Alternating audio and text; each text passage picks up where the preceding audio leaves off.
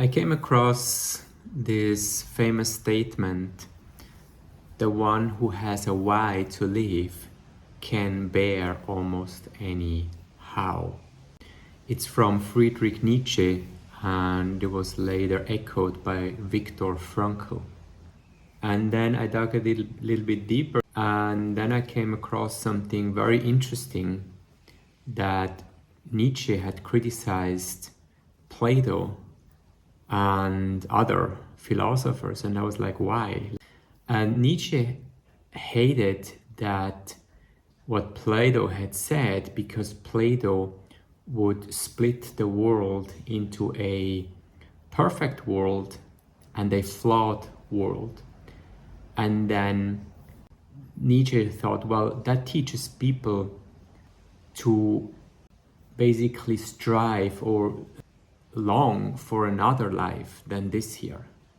So you don't live for this life, you wait for a better one.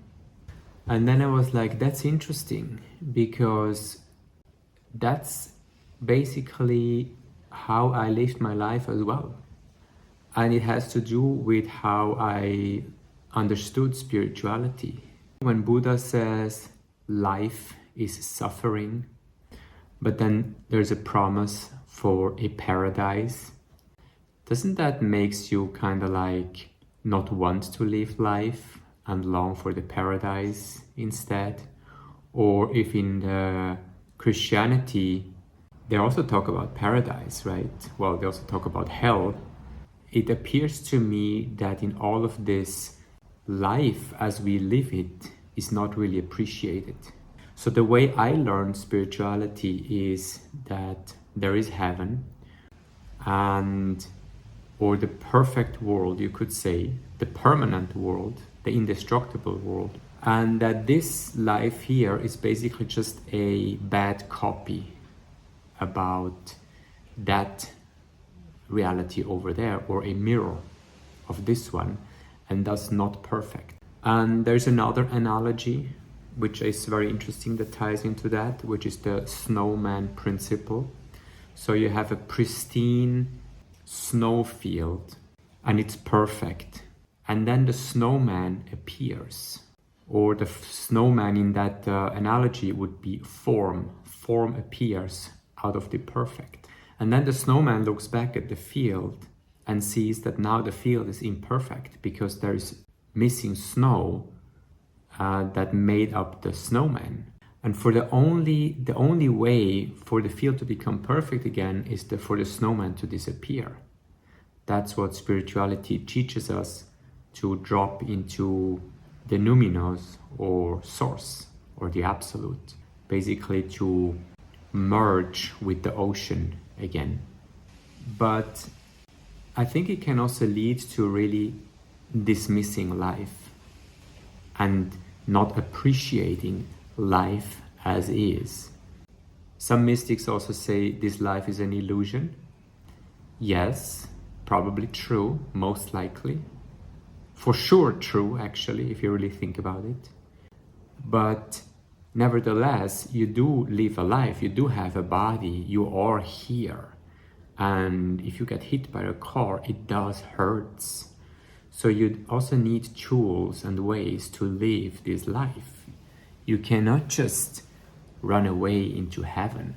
You can retreat into heaven, you can rest in heaven, you can know heaven, you can carry heaven within you, but you still need to live your life.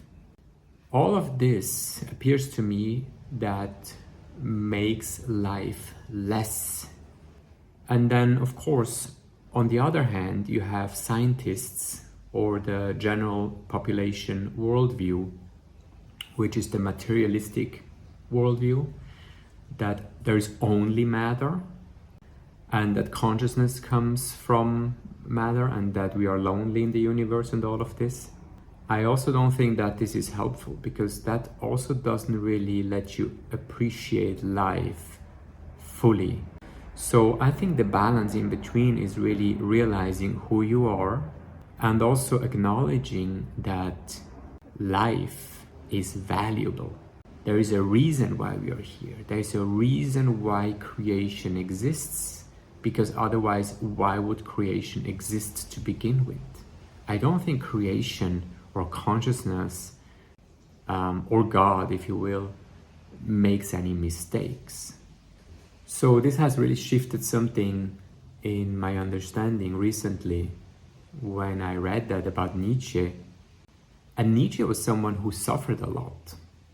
He actually created his greatest work during suffering. Then coming up with this and really point people at, you have to appreciate life during his greatest suffering. I think that's amazing.